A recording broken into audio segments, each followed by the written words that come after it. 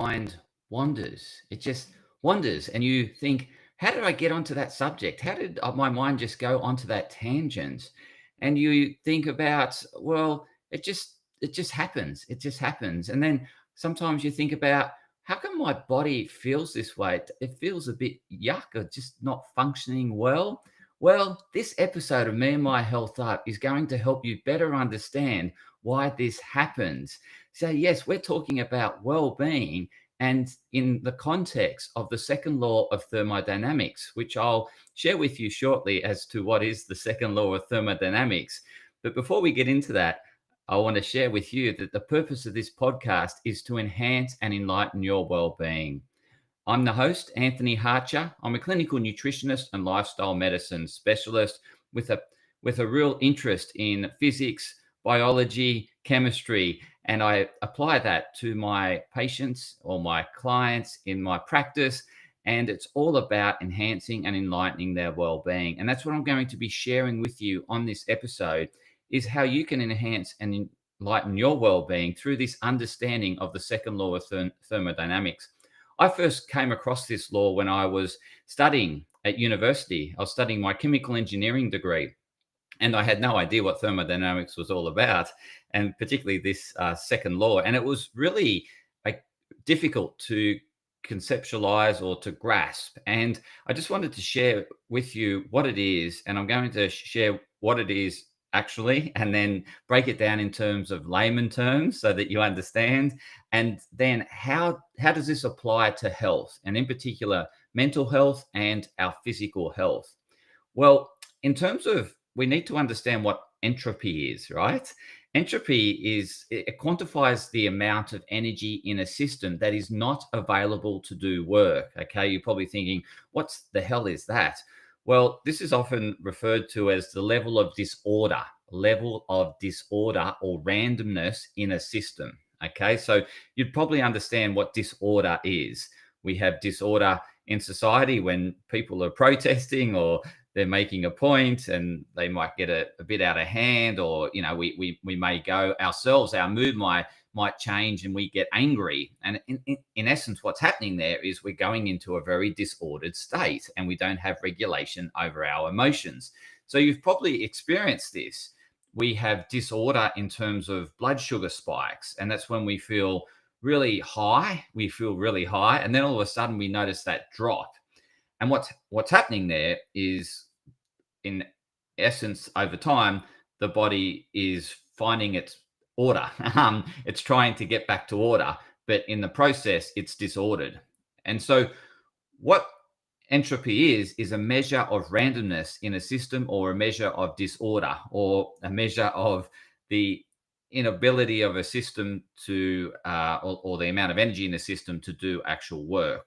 What work does is create order. Like when you put work into your household mess, you bring order to it. It's in a disordered state. You put work in and you create order. Now, how does this relate to the second law of thermodynamics? Well, the law states that the total entropy of an isolated system can never decrease over time. So what this is saying, that over time, entropy can only increase. So the system will go to a state of disorder from order, right? So it is ordered in terms of the energy in there that is able to do work, is doing work, and is maintaining order. But over time, this order will dissipate. This order will become disordered, and the amount of energy that's available to do work is less. And so there's less available energy to bring it back to order.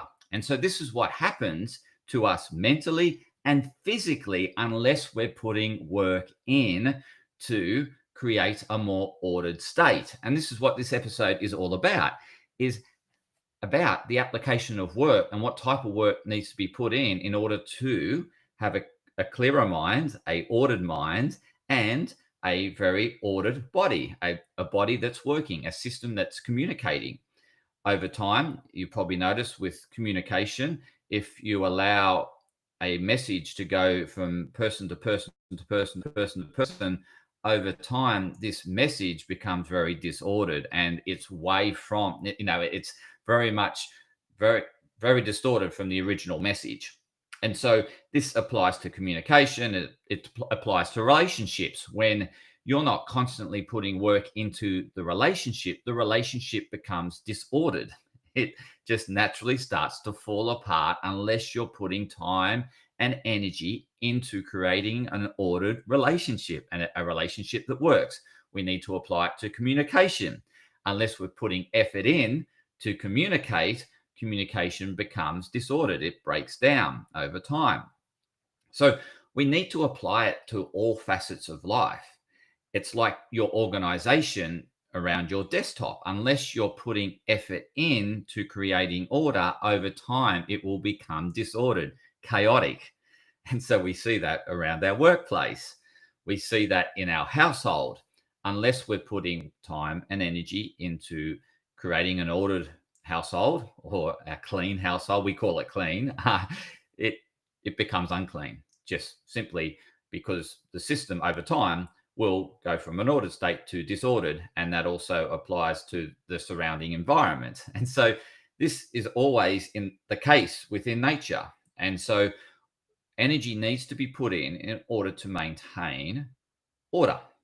Now, what is that energy? That external energy from a life point of view is sunlight. So sunlight's putting energy in that's ordered, that's telling your body what to do. And so we need sunlight. We need regular sunlight and regular exposure to sunlight to maintain order in our body.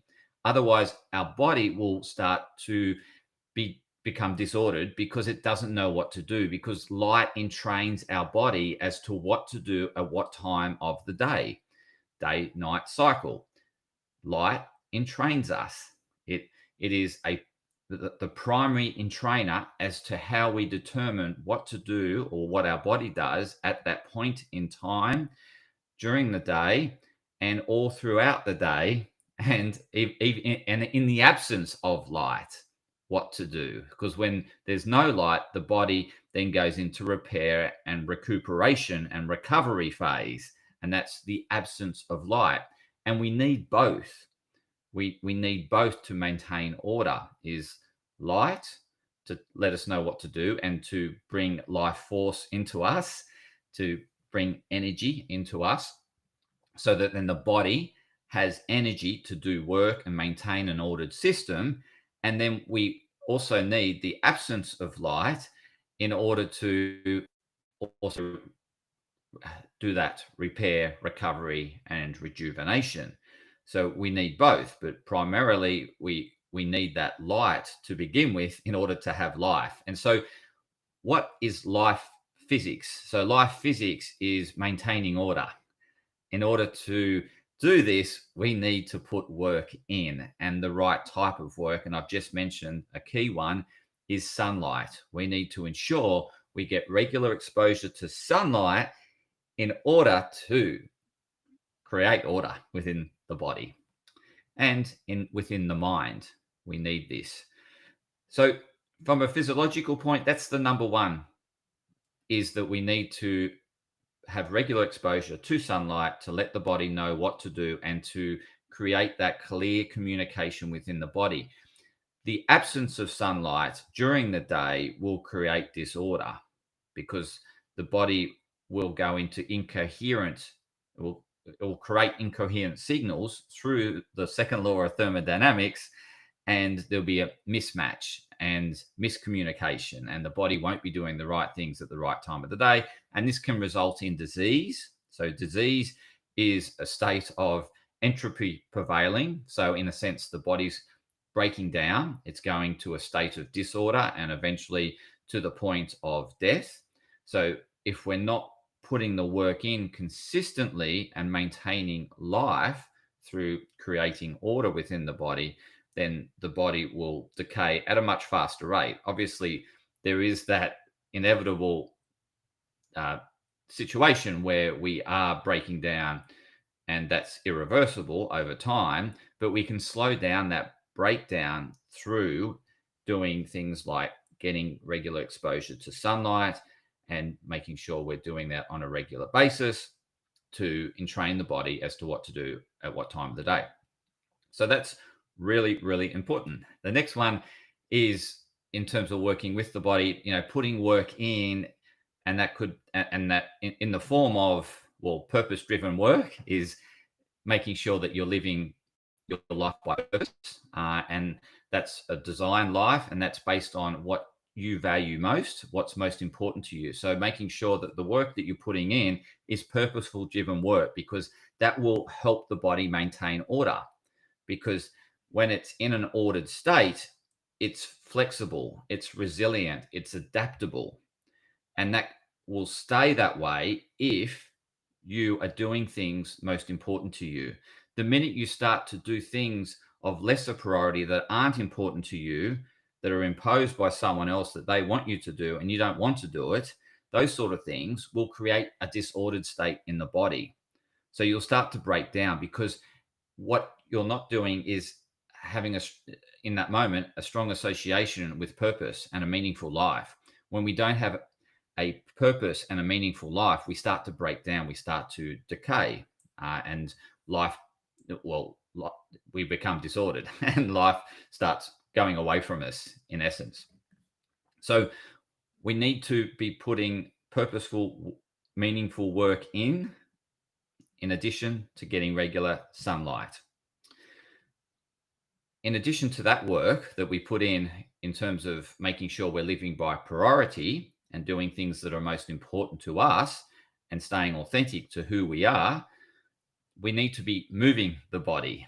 The body was designed to move and to actually perform work and to create a surroundings that is co-inhabitable for us to maintain life, for us to have shelter, for us to have a place to sleep, to rejuvenate and recover from the activity that we do during the day. And so our body is designed to move, to build shelters, to find food. We need food in order to maintain that anabolism, that constant rebuild, regeneration. Because it's a catalytic path that is the path of breakdown, is when we're actually doing work, putting work in, and going about living a purposeful life. However, our body will then need to rebuild, and it does that at night and with the food that we've brought into our system. So we need that. We need that repair of tissues, cells, organs on a constant basis, our skeletal system, muscular system. We need all these things to be repaired and to be well nourished through food. So we move to get our food, we move to build shelter. Today we don't need to, we have, I guess, a shelter that's so robust that it'll last a lifetime, that we don't need to constantly build a shelter. However, it's important that we move our bodies in other ways to do other things, so that we're moving our body to help it maintain a state of order. So movement is really important. Food, in terms of what we put into our body, is really important, and the types of food. Our body needs energy, obviously, in order to maintain life force, in order to maintain order. And the energy sources are our carbohydrates, fats, and proteins. Are all can be broken down into energy. What we need more of, depends on what phase of life we're in. Obviously, in the younger years, we do need more carbohydrates. As we go into the later years, we need less carbohydrates because we're not building as much structure, but we still need protein to maintain structure. But in those earlier years, we do need higher amounts to obviously put the work in to grow and also build, which, carbohydrates and protein are really vital for that. As we get older, we don't need as much energy into growth. We just need a steady energy, which is fat. So fats and proteins become more important as we get older, versus carbohydrates are really important when we're young and building the structure around us, building tissue, building, we need to build muscular tissue. We need to build skeletal tissue. So all these things are really important as we're growing. But when we get older, we just need a certain amount to maintain it but we don't need as much as when we're younger. So carbohydrates become lesser of what importance to us as we get older, and fats become a better fuel source for us as we get older, particularly once we get sort of 30 and beyond. We want to be consuming a more fat heavy diet, still maintaining protein, however having less carbohydrates. That's really important in terms of maintaining good sufficient energy and maintaining the life force within us, maintaining those little mitochondria, those powerhouses. We want them to be working efficiently, and fats are a really important part of that equation. Now, I've covered that nutrition, the movement, and types of movement. So we're really designed to be agile, mobile, fast at times, slow, have stamina. And so we need a good variety of flexibility in our training. We need a good variety of mobility. We need a good variety of cardio and resistance training. That will keep us in good shape. So it's making sure we have a nice blend of training. We don't want it too heavy in one sided. If we do too much weights, too much muscular resistance or weight resistant training, we create too much bulk. We lose flexibility, mobility. So we want it to have it all, and in order to maintain it well, we need to do a good balance of those types. If we do too much of one, then we lose something else. So that's really important around the exercise front. Now, in terms of like what I share with what happens to our mind if we're not constantly putting work in. So this is a big one, right? So the law, the thermodynamic law, the second law prevails if we don't constantly put energy into focusing and refocusing and in training our mind to maintain control over us, right? Otherwise, it will run crazy if we're not constantly putting work into our mental state. And what do I mean by this? It really starts with focusing on what we can control. We have control over the way we see things, in terms of how we then filter that, and how that then integrates to a behavioral response or a motor response. So we have sensory input, we see things, it then goes through a filter, which this filter is the thalamus. The thalamus is influenced by past experiences, and has links to the hippocampus and all these memory centers, and also linked to those little almond-shaped things in our brain, which we refer to as the amygdala. So all these areas in the brain are interlinked and interwoven, and will have based on past experiences, will react to certain sensory input, right? However, we have the ability to alter that. We can rewire the pathways. And so pathways that aren't serving us anymore, we want to break them down, allow the brain to trim them, and build new pathways. And so there's a process that we can go about doing this. It's an element of cognitive behavioral therapy, and looking at the way we see things and altering our perceptions to create a more balanced perspective and to see things as they are, so that we can be grateful and be thankful for everything as it is, for people as they are, for things as they are. Otherwise, when we get into an element of judgment through not applying this work in terms of being able to alter our perceptions. So that requires to put work in, because you've got to ask yourself better questions as to get the answer to alter your perceptions as to how you're seeing things. So you need to question things. You need to have an open mind to question things, and not to have that black and white thinking where you think, yep, I know, and I'm right, and this person's wrong, or this thing shouldn't happen this way. And it's because of these altered and unrealistic expectations that we have of things and of people, that they should behave a particular way and things should always work. And again, this second law of thermodynamics also applies to everything around us, right? The environment. And so, for example, our computer gets older, things start to wear inside it. Same with the car. We have the deterioration of parts within the car. And unless we're putting work in, getting it serviced, replacing parts, it will break down. It's the same as our body. Unless we're putting work in to maintain order within our body, then it will break down and become disordered and not perform. So this is basically how cancer happens, how cancer prevails, is disorder is prevalent in the body, and there's not enough energy in the body to actually fight the cancer, to actually just, to exterminate it. And the body's in a constant state of breakdown, and the cancer is prevailing in terms of multiplying and consuming the life force within the body and not allowing the body to return to order. And so the cancer process is to eliminate the cancer, but our body is automatically wanting to do this on a daily basis if we maintain order to our brain mentally and not see things as black and white. So black and white thinking, it very much creates a disordered state in the body. So we're not seeing things as they are. We're seeing things by judgment. Well, that's how we're ultimately integrating the sensory information, is saying that this is wrong, this is right, and we're judging, right? Judging, right, wrong.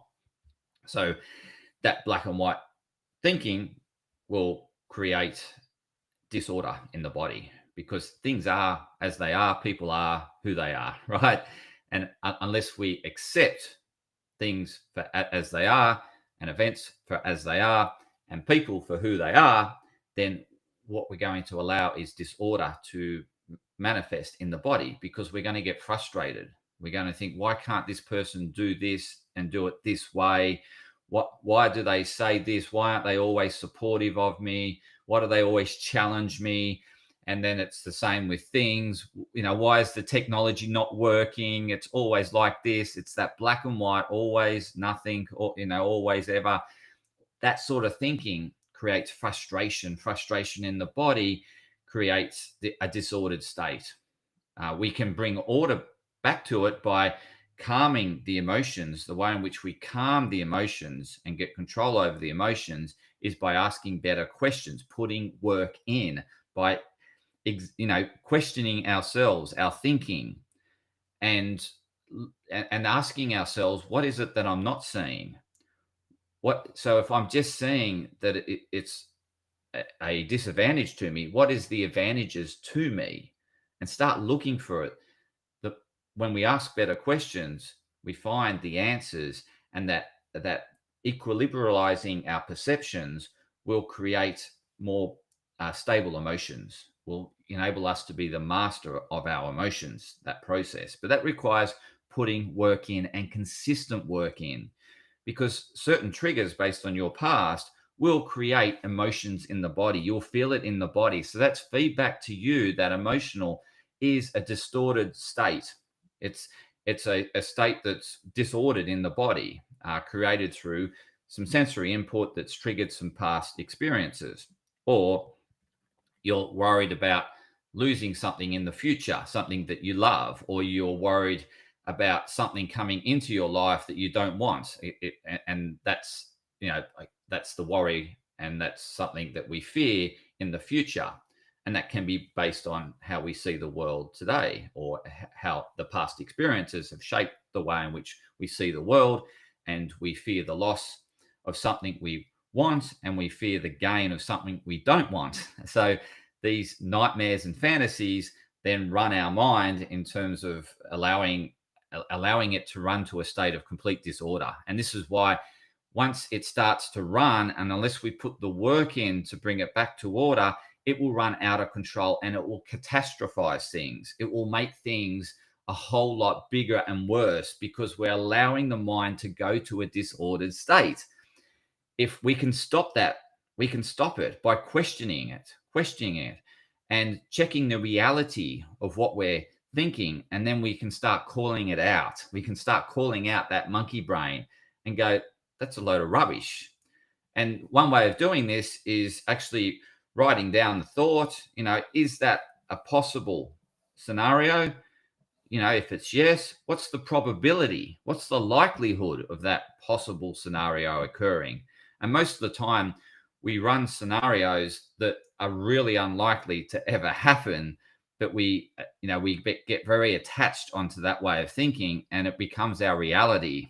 So we want to break that chain of thought by putting work in and questioning the process of our thinking and where it's going, and challenge it by putting it on paper, allowing more senses to connect with what the mind's running off with and what you're allowing it to run off with, and challenging it on paper, because we engage more senses that way. And you want to talk to it, and then you start to think, I'm hearing it, I'm seeing it, this is a load of rubbish that I'm thinking here. And then you can challenge it. You can start challenging where it comes from, and start questioning, challenging, questioning, challenging, and eventually you'll start to break it down that it's just a whole lot of nonsense that's running your mind and occupying time and space and creating disorder. So we need to put constant work into the way we see things, the way we see people, and start seeing the reality by looking for what we're not seeing, for what we're not perceiving through our senses, and start questioning and start thinking about, okay, if that person doesn't always do that, and start looking at the times when they don't do it, and start bringing that to your conscious awareness. Because when we're judging, we split our conscious and our subconscious. There's a split there. And so when we're judging, we become very conscious of what we like about a person, and then when we're infatuated over them, and we'll get fixated on what we like about them, and that's very much occupying the conscious part of the mind. But what's in the subconscious are the things that we're suppressing, that we're shutting down, and that's also who they are. And so what we need to do is integrate the conscious awareness in order to create order in the body, to calm down the emotions. Because the more we infatuate over someone, the more we fear the loss of that person, and the more that thought will prevail. So in order to consciously to see the person as they are, and to actually love them for who they are, because you love both sides, the things you like about them, the things you dislike about them, you love them as a whole. That is true and unconditional love. It's when we see that we just become very attached and infatuated about one side of them, that's in an infatuation. It's not really true love, because we're not seeing them for the whole person, and we're not integrating the way we see that person, and seeing them as a whole person, and seeing them that they have both sides, and realizing that I just love them for who they are, regardless of this downside and having all these different upsides. So if we can balance our perceptions and see life as it is, and see people for who they are, then we have mastery over our emotions. Our emotions won't run our lives. And that's when we have this complete order within our body, because the emotions are tipping the scales to disorder. And so when we can remain very ordered in a very ordered state, we maximize longevity, and we maximize our health span in terms of how we feel, our moods are more stable. So everything's more stable, more level. We're more in control. When disorder prevails, we feel out of control. We get brain fog.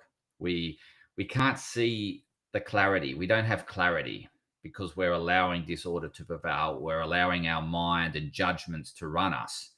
But we can pick up judgments through feeling the feedback in our body, based on what people say, based on what people do. If we feel a response in the body, then it's feedback to say that we're not seeing them for who they are. And we want to acknowledge them for who they are, because everyone wants to be loved for who they are. So I just wanted to share that in terms of what happens to the mind if we're not constantly putting work in to maintaining that order. It's the same with staying present. So yes, we can maintain a level of presence through focusing on the work that's important to us. That will really help maintain that level of presence. However, there will be distractions in the environment that can take our attention away. And those distractions, what we want to do is have ways in which we can get back to focus. And so one way that I can share is that if you are doing something and then you automatically go to your phone, what you want to question is, okay, is it because it's made a sound and that's grabbed my attention, but I was working on something important? Then one thing that you can do is that every time you go to your phone, it means you've been distracted. You need to uh, get rid of that distraction and and maintain ability to stay focused and to stay in an ordered state as opposed to a distracted state. When we allow distractions to take over, our mind starts wandering, and that's when we get all these sort of open files. The mind wanders, opens all these files, and we get more cloudiness, more fogginess, and we lose that focus, that presence and concentration. So we want to minimize the distractions in the environment. Note that a distraction is challenging you to put work in to bring yourself back to focus and attention. So just see a distraction as that's a reminder I need to put work back into in training my focus and attention. It will always be difficult to stay focused on things that are not important to you. So you'll naturally go to a state of disorder because it's to remind you that that's not important to you. So certain things can be a cue to you that you're working on things that aren't a high priority for you. So again, you want to question what it was the distraction just a loud noise and took my attention away, or was I was actually looking for a distraction because I don't want to do this. I don't like doing it. And so that's the question you want to ask yourself in order to maintain order. Because if it was a distraction that you created because you didn't want to do it, then that's a reminder to you to stay focused on priorities, things that are important to you, and say no to things or delegate things that aren't a priority. However, if the distraction came from the environment, what can you do to dampen that distraction? So I have notifications on my phone off, to particularly when I'm doing very focused work. Obviously, when I'm doing low priority things that aren't important to me, I'll look for distractions, and that's when I'll procrastinate. So you've got a question as to where the distraction has come from. Is it a distraction to tell you that you're not focused on priority, or is it a distraction that's that you haven't controlled in terms of, or had some control over the environment that set yourself up to stay focused on important work? So that's an important cue to you as to, questioning as to, why you're getting distracted and why can't you focus? Because often we think we should be able to focus on things where people have said, like if, like kids, for example, when their parents say that, why you keep getting distracted? Well, it's probably a subject they're not interested in. Why are you looking for distractions? Why are you procrastinating? Because they're not interested in that subject. You'll find that there's other subjects they're very interested in and they don't look for distractions. So again, this is just human behavior. So really important that we stay focused on priority, that we acknowledge distractions, work out how we can minimize them and why that distraction's there, ask better questions. So that's really helpful. The other thing in terms of mental health is that we're getting that light. That light really helps the communication in the brain and the communication within the body. So that's certainly something that our mind needs is the entrainment to light, so that it can do the right things in terms of produce the right neurotransmitters during the day and at night, to maintain order in the body. So I hope this really helps in terms of motivate you that in order to create longevity, in order to maintain that life force for longer within your physical being, work needs to be put in. If we don't put the work in, our body will naturally just break down. Our mind will naturally wander if we're not putting the work in to stay focused and to stay focused on the things that are important to us, and to look to equilibrate the mind or balance our perceptions so we see both sides. So we're not blinded to one side, conscious of one side and unconscious of the other side. We want to see things as they are. We want to see people for who they are. And we want to love them for the whole being, as opposed to thinking they're a divided being. I love them when they do this and I hate them when they do that. That's just going to create imbalanced emotions within you, and those emotions will run you, and those emotions over long periods of time will create disorder in the body. We want to create order. We want to maintain our emotions and keep them balanced as much as possible. And in order to do that, we need to start balancing or looking to balance our perceptions and judge less. The less we judge, the less the, the longer we live and the less we age. Okay, so judgment is a big part of this when we judge. So we want to look at when we're judging. You'll notice when you're judging, you'll feel the emotion. And that's a feedback mechanism.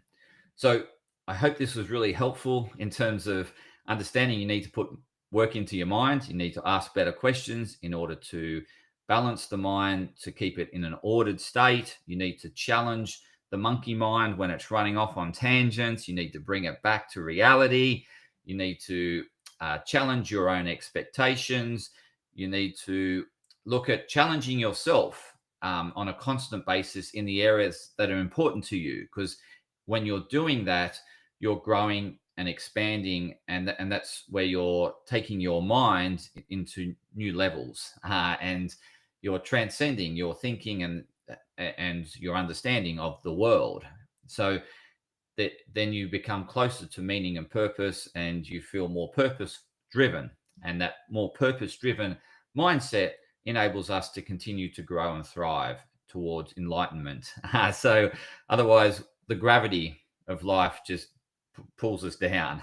So we need a good balance between growing our conscious awareness, and then allowing gravity to keep us grounded so that we don't get too above ourselves. We're not getting too cocky, too proud, and allowing that super ego to just get out of hand. We want to stay connected to the earth and maintain that groundedness, and maintain humbleness, or an element of humbleness. So I hope this was really helpful in terms of maintaining order within your body. If you've got questions, please reach out. I'm happy to answer any questions that you have about what I've shared today, or if there's any misunderstanding, I'm happy to provide more clarity. So please reach out. And for those that you think could benefit from this episode, please share it with them. Please like the episode, share it, get it out to as many people as possible, because my mission here is to enhance and enlighten the well-being of others. And whoever could benefit from this, I'd love this to be put in front of them. So please share it with others. Please give me feedback on the episode, and continue to health up and continue to inspire and create order within your body and well-being, and to help others to maintain order. That's what I do in my profession. Is I help you, I share insights and education to help you maintain order in your well-being and to help you thrive. So thank you for continuing to follow Health Up, and I want to continue to enhance and enlighten and inspire your well-being. Thank you.